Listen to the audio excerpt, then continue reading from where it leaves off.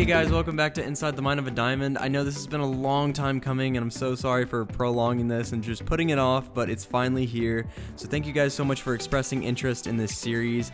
I only record ranked sweat clips for this, and so because my channel's turned into funny moments, those are just kind of hard to come by. But on the rare chance that we do sweat in ranked, I do record those, and so that's what these are, and we'll be, just commentating, letting you guys know breakdown of the plays and the mindset behind them. So yeah.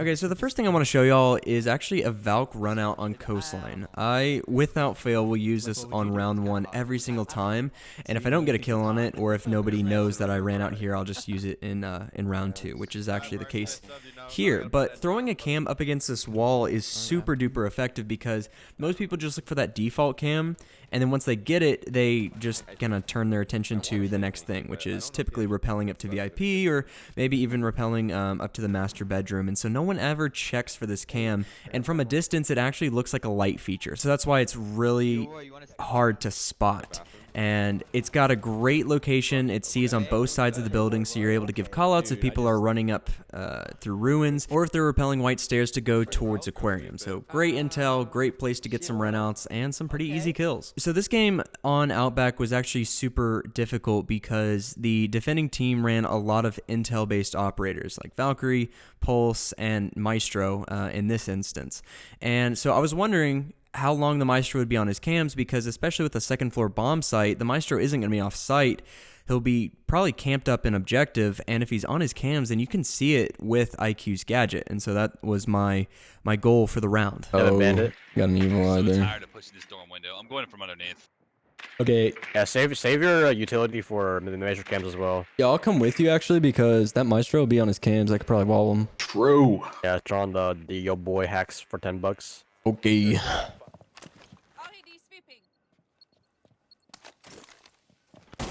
I got the guy. Nice, that's Maestro. Yeah, Maestro dead. All right, so here we got back-to-back 1v3 clutches, and the attacking team has control over both bomb sites.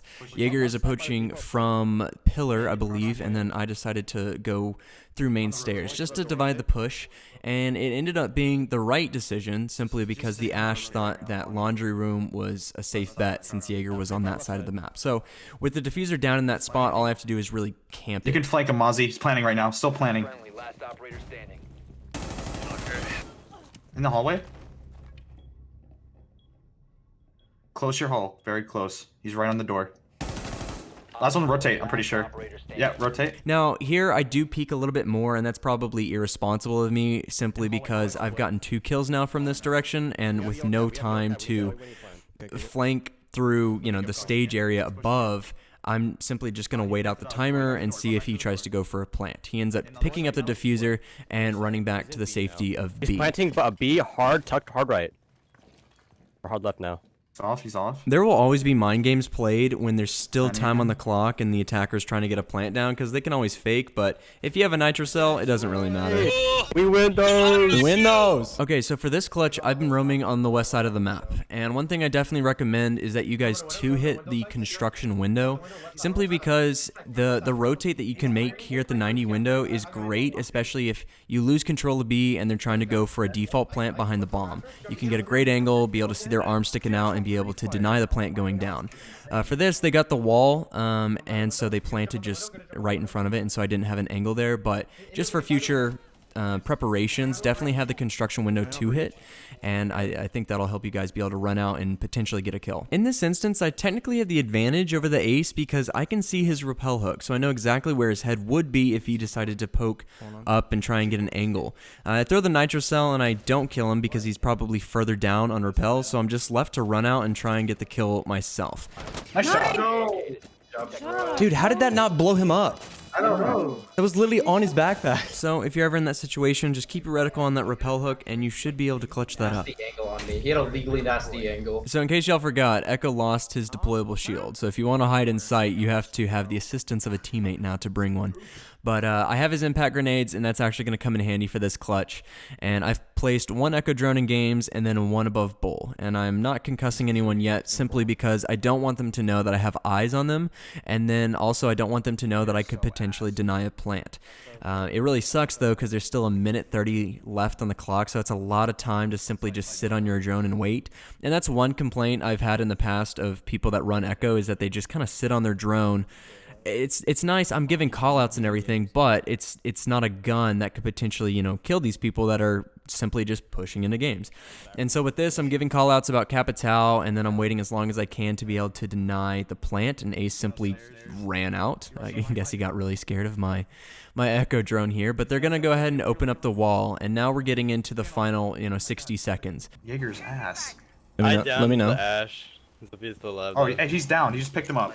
Two piano stairs. Another Last one. two, right? That's Yeah, He's last, gonna be lit. He's gonna be lit. Ash is yeah, still Ash there. is gonna be 20 health on piano. Nice job. Last one's bull. Yeah, let's Last pull one's a behind the white thingy, or the red one. Ace and bull. Just a torch room. So now it's a 2v1, and I know that he has the diffuser. You know, he doesn't have to go anywhere for it because I saw him planting earlier. So at this point, this is kind of me just annoying him because he's being spam marked. He has one person looking at him actively, which is our Ella, and he's being concussed. So this isn't an ideal situation for Ace, but you know what? He has black eyes for the AK-12, so you know he's doing just fine. Or man, he's pushing. Time expires in 10 seconds. One friendly operator remaining. Rotate. Nice. Good job. Nice. Nice plays. Yes, sir. Nice impact onto the piano stairs there. Dude, right? Peeking up into the garage rafters is one of the hardest things to do because they have such a great angle on this doorway, and it's frankly a choke point if you're trying to just funnel through that on any attacking push, because any 3-armor ACOG operator can hold the smallest of angles up there, and it's so difficult to see. So if you are to peek up there and try and, you know, potentially get a headshot, you're going to have some sort of distraction. In this instance, we've tracked him, and I believe my teammate was throwing grenades or stuns, and so we had enough that was you know, hurting his ability to simply focus on my doorway. Dead. He's at garage door. Lounge. Hey, we're being spotted on the evil eye. It's a yeah. Four last stop standing.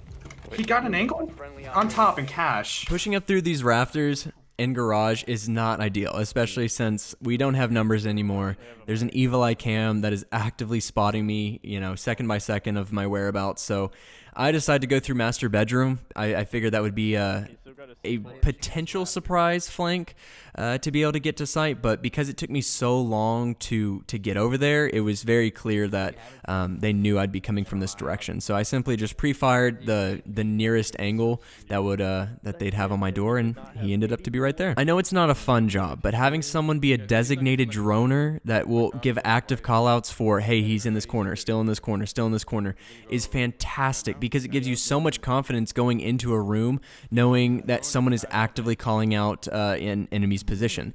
In this case, we have Skittles on drone duty. Not sure how he ended up there, but he did a really good job of staying on this defender and allowed us to simply pinch him and got an easy kill. In VIP. Doc's top Open white. luggage. He's still VIP. Valks in bathroom. I have this guy unlocked. Is in VIP still. Doc is front desk. Still VIP. Yeah, Doc. You have him stuck in VIP. He's on ping. Kill Doc. Yeah, kill Doc. Yeah, Doc's done. Still in VIP. Still VIP. Was that VIP? Yep, still VIP. No, Still no. VIP. Coming to help. Coming to help. He's at the couches now, going towards guitar. No, yeah, back in guitar now. Alright, you coming to Flex.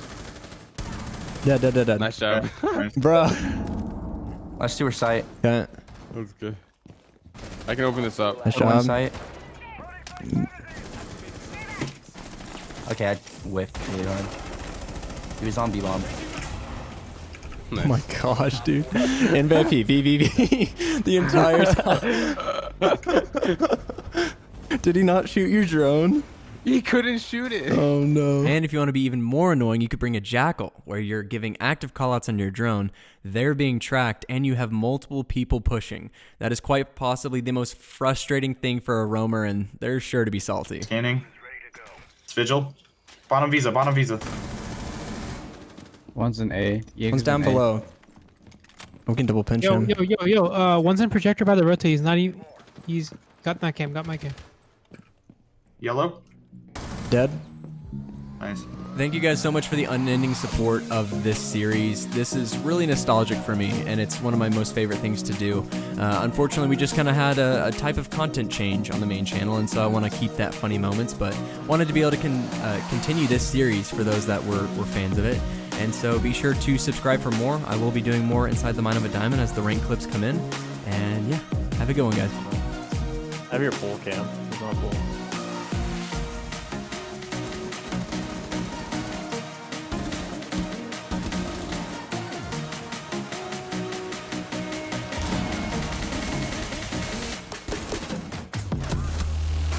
You're in.